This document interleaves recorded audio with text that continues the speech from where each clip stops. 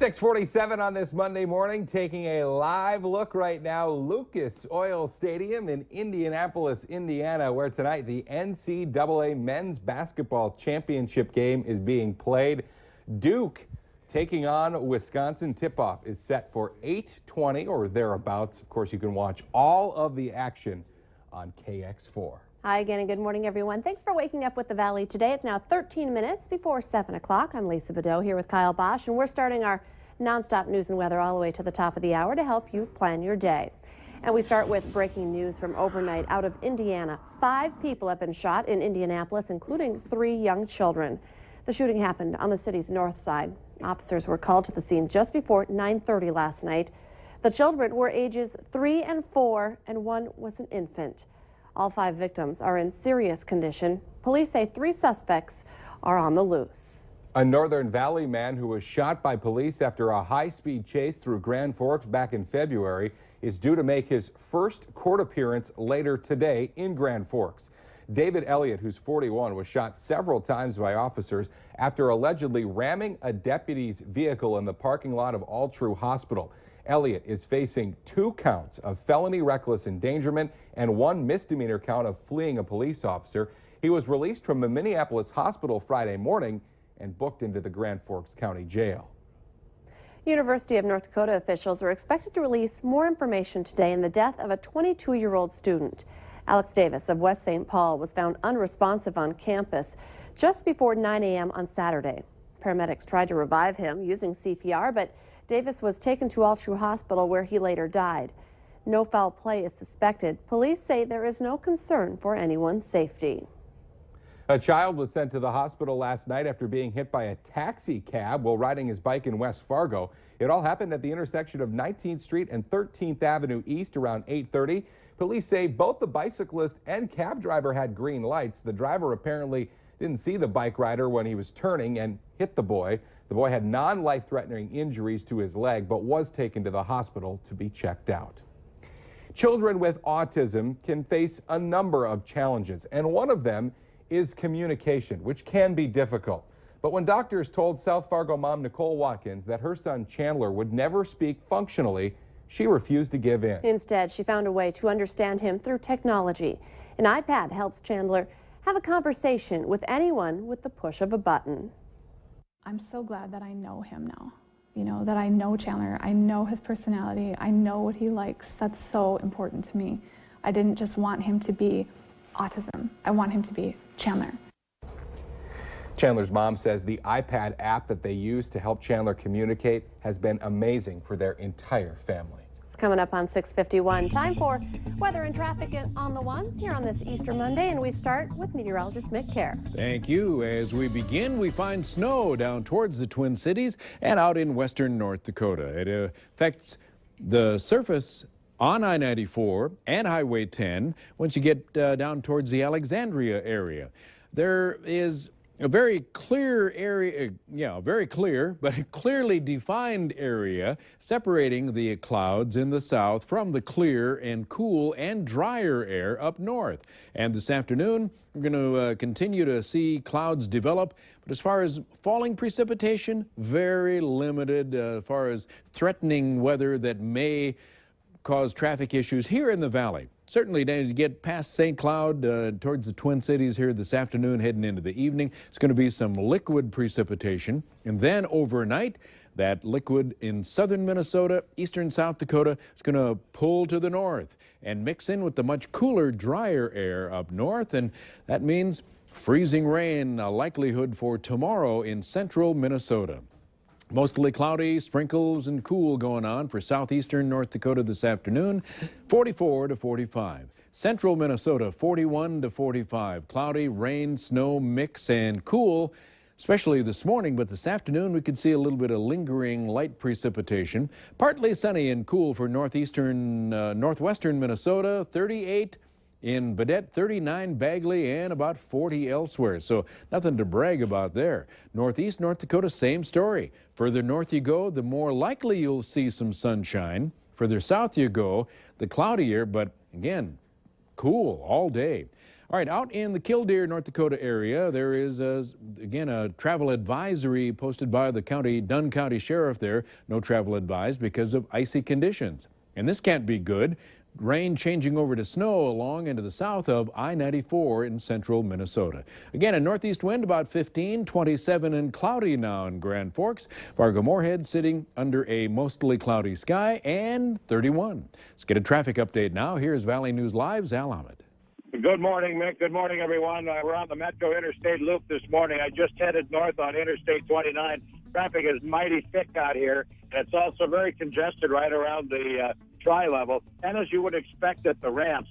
And I have a guy, I think he must be drafting me right now like we're in NASCAR or something. I'm trying to get out of his way. But traffic is, what I'm telling you is traffic is really clipping along on I-29. I'm doing 65, I'm doing 70 miles an hour, and this guy's trying to pass me. So that's what you're running into out here. Folks are in a hurry to get to work or someplace like that. Make sure you're driving extra carefully today. And remember, this is distracted driving month, and the Fargo Police Department is going to really lower the boom on folks who are out driving distracted and texting and things like that on thetheir phones. Drive carefully. Al Ahmed, Valley Today traffic. It's now 7 minutes before 7 o'clock. One recovering four-legged friend is making strides after being stabbed multiple times. Wilford was found by Cass County deputies on a rural county road nearly 2 weeks ago in critical condition. We met up with Wilford during his recovery, now living comfortably with a loving foster family. Wilford is starting to act like his old self again. Cass County deputies are still looking for whoever is responsible for stabbing Wilford. If you would like to get involved, visit our website for more information, valleynewslive.com. The ice keeps melting on Minnesota lakes, and one of the biggest in the Twin Cities is officially liquid again. The Hennepin County Sheriff's Office declared ice out on Lake Minnetonka yesterday. This year's ice out date of April 5th, 19 days sooner than last year. Now, we did check the DNR's official ice out map this morning. So far, nothing to report in our area, but overall, this winter and spring is shaping up to be good news for resort and lake homeowners as far as getting the ice out earlier than last year. If you want to see the map for yourself, just head to our website, valleynewslive.com, and click on the hot button. A pilot from Minnesota was among 6 people killed when a helicopter crashed outside Kuala Lumpur, Malaysia on Saturday. Friends described Clifford Fournier as an exceptional aviator. The father of 4 grew up in Anoka and Princeton, Minnesota. After leaving the Marines, he moved to Malaysia to buy a helicopter company. The group was flying back from the Prime Minister's daughter's wedding when witnesses say it exploded in midair. They're still looking for a possible cause. A former U.S. ambassador to Malaysia was also among those killed in the crash. 6:55 now, and in our Healthier Me this morning, new research may help doctors identify which teenagers could benefit from intervention before they're involved in gun violence. Emergency room doctors in Flint, Michigan followed 600 teens and young adults for 2 years after they had visited an ER. Those who were being treated for an assault injury were much more likely to become involved in a violent firearm incident within the next 2 years, often within 6 months of that first ER visit. Researchers say their findings support using an ER as a site for intervention. Taking advantage of a teachable moment after a fight would be beneficial. Science experiments are how some kids in the Fargo-Moorhead area are learning more about engineering, math, and technology. Learning can be a lot of fun, and that's exactly what the Inspire Innovation Lab is trying to teach kids. It's located over in Moorhead at the Moorhead Center Mall, and that is where we find the Valley Today's Christy Larson having some fun herself this morning. Christy? Yes, that's right, Kyle and Lisa. I had a lot of fun here, and we did a lot of different projects. And again, we're joined by Carrie and Isaac and Carrie again and Lydia. And why would you encourage parents to come and check this out? Maybe register for some of those classes you guys have. You know, it's a fun and engaging way to keep your kids busy all summer long. And while they're learning something, but they're also playing and just having a good time.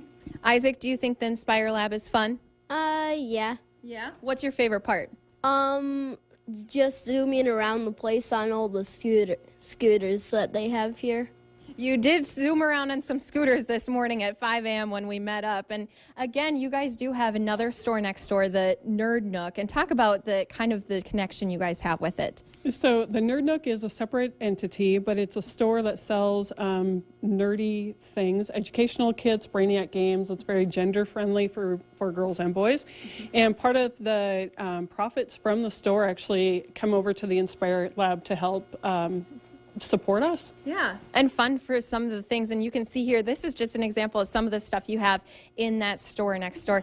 And again, this is just one way to have kids continue to learn this summer while they're out of school. So maybe they do that zombie one or the forensic one. I mean, there's a lot of different ones to go and see. And we do have a link to their page on valleynewslive.com. Just look for that hot button. And Kyle and Lisa, this is the one place where it's cool to be a nerd. And it is April, but we all know summer vacation will get here before you know it. So it's always a good idea to sort of maybe think about some of the things you can have your kids do this summer. It's not cool to be a nerd these days. True. The nerds they rule the world and make all the money. That's so. true. If you want your kids to support you someday, send them over there. Christy Larson reporting live for us. Thank you, Christy. If you want to stay updated on breaking news and weather alerts wherever you go throughout the day, remember to sign up for our Valley News Live text alerts.